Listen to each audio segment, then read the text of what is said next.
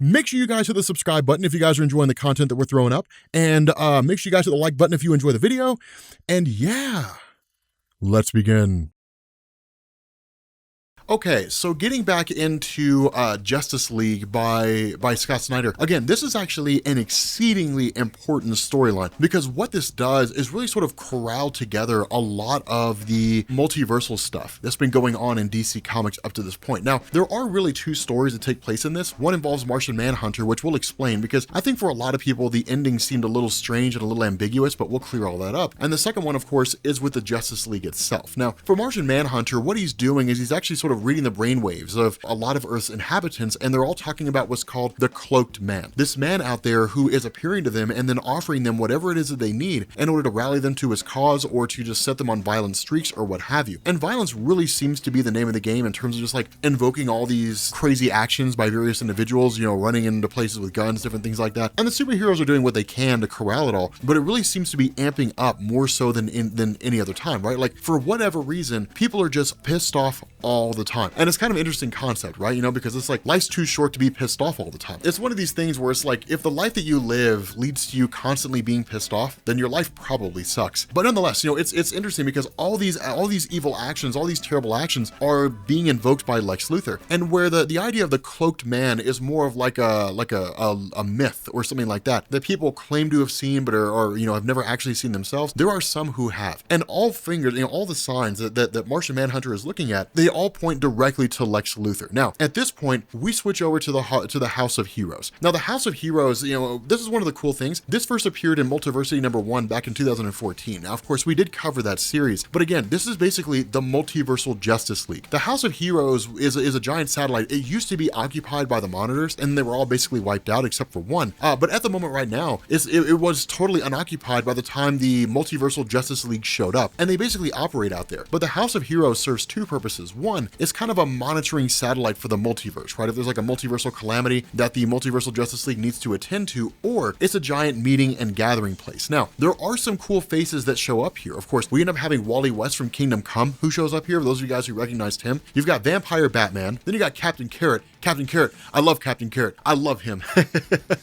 He's one of my favorite characters. He's one of my absolute favorite characters in all of DC. But all these different superheroes have been called together by Superman because he's literally telling them the multiverse is going to pieces right now. Because of everything that's happened with Perpetua coming back, the Forger of Worlds who's joined the Justice League now, they're all basically on the hunt for the other two sons of Perpetua. They're on the hunt for the Monitor, and they're on the hunt for the Antimatter. That's what they're looking for right now. And so it's one of these things where basically Superman says, if you guys have seen them, let us know. But also what's going on is that we have basically everything going to pot, right? Like the multiverse is kind of descending into chaos and madness. On Earth, there were all these individuals out there who were basically teetering on insanity and are all just like violently attacking each other, or who have just succumbed to absolute anger 100% of the time. And so because of that, if there's anything you can do to bring that to an end, then go for it, right? Like any steps that we can take to stem the tide of the influence of Perpetua and bringing the multiverse to madness, chaos, and an absolute end are steps that we should take. But it's a cool little moment because what ends up going on here is suddenly you end up having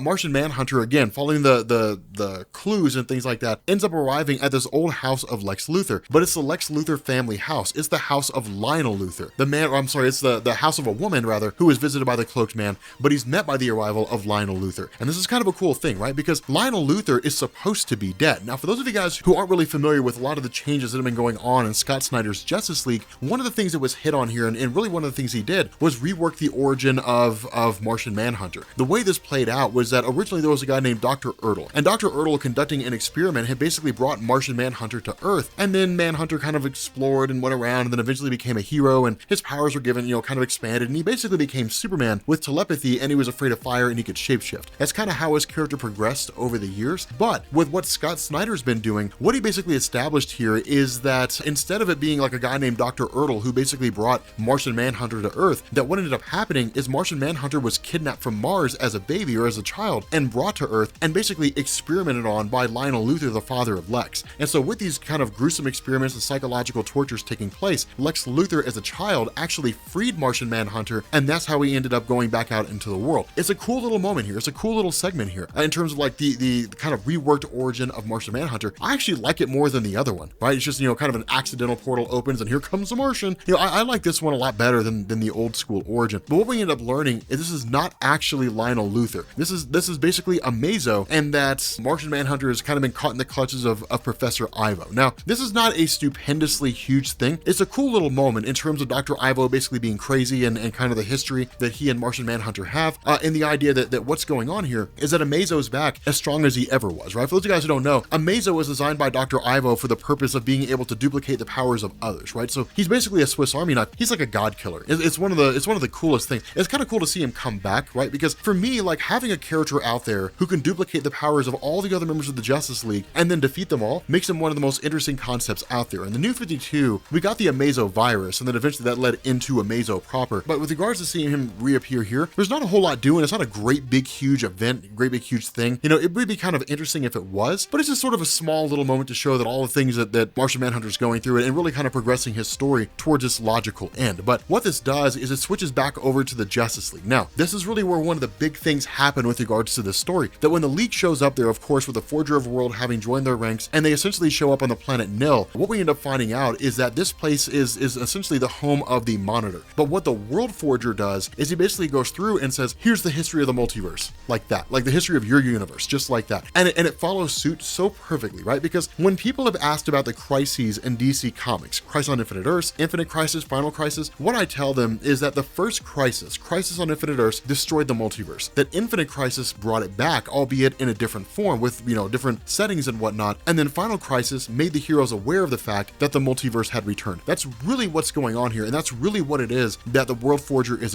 explaining here. You know, when they stumble across the path of the Monitor, it's kind of interesting because he basically says, like, all these things are starkly different from the way that they're supposed to be, right? Like, these heroes, they don't know what they've been through. They don't know about the first Crisis, about Crisis on Infinite Earths. They don't know that happened. They've forgotten about Infinite Crisis. They've forgotten about Final Crisis. Now, again, all this really seems to sort of fit into the notion of the fact that Dr. Manhattan had wiped 10 years away from everyone's memories. But remember, Superman is a special case, right? Superman as he exists now is a blend between the version of himself that existed before the events of Flashpoint and the newer version that came after Flashpoint. He recalls everything that happened before the Flash screwed up time, right? So he knows about Final Crisis, he knows about the Infinite Crisis, but nobody else does. Now the question has to be asked, why hasn't he bothered to sit down and tell anyone, right? I mean, that's what I would do. It's these cool little moments, these small little things that go on, because after this whole explanation is provided here, the Monitor asks Barry, well, surely you remember what it meant to die. I mean, you died during the events of Crisis on Infinite Earths. And Barry begins to sort of recollect that. He begins to recall like this kind of feeling that he had when he died, because when that story originally happened in 1985, he did die. It wasn't until Grant Morrison wrote Final Crisis that we ended up learning that Barry had been stuck in the Speed Force for 20 years. He wasn't actually dead. But at the time that story was written, Barry Allen was dead. He was gone. You know, and it's so cool because the Monitor's like, they don't remember any of this. They don't remember any of this stuff. You know, all these things happen and they totally forgot about it. You know, and so that's when really the World Forger says, then help us. Like, come to our cause and help us out. Help us find the Anti-Monitor. Help us find the third brother. And so that's when the Monitor says, okay, but that means we're going to have to go to the planet Qward. Now, for those people who were followers of Green Lantern, this is a pretty significant moment because remember, the Anti-Monitor hails from Qward because Qward exists in the Antimatter universe. Remember, the Monitor and the Anti-Monitor are essentially opposites to each other. And so it makes sense that they would come from universes with two different states of matter, two different types of matter there. But the other cool thing about this is again, kind of switching over to Martian Manhunter, where he's with Hawkgirl, and they're going through and you know, where she saved him from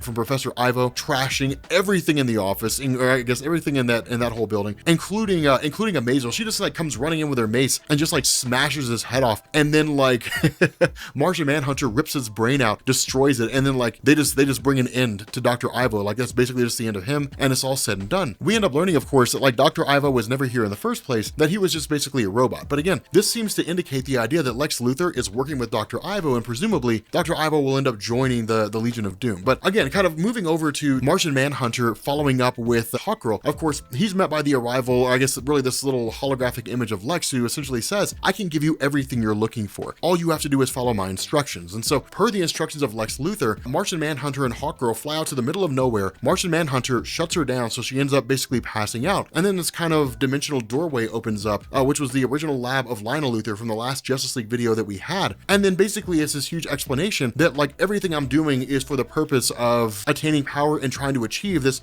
perfect form. Once he discovered the totality at the very beginning of Snyder's run, running all the way up until right now, he's been trying to achieve this perfect form. Now, what this means, we'll find out as we get closer or get further into the story. But switching back over to the Justice League again, we basically joined the group in Qward, and all the Weaponers have been totally eradicated. Now, remember, the Weaponers were weapons creators, but they were also basically agents, or at least people who were forced to work for both the Antimatter and Sinestro when he ran the Yellow Lantern Corps, the Sinestro Corps. And so because of that, once they arrive here, all the Weaponers have essentially been wiped out. They've been totally destroyed. And it's kind of crazy too, because I guess their bodies were drained of blood, but there's this giant symbol that's written on the ground in the old Malthusian language, the language of the Guardians of the Universe, and it basically says, "Don't follow me." And that's kind of the bonkers thing here, because what seems to have happened is the Anti-Monitor has some kind of weapon constructed and is like, just don't follow me or I'm probably going to destroy you guys. And he killed all the Weaponers after they made that weapon. Now, in truth, and this is kind of the question here, in terms of the hierarchy of where these brothers reside, which one's the most powerful? Because the issue they have is, well, the Anti-Monitor could be anywhere, right? Like anywhere in the entirety of the multiverse. It's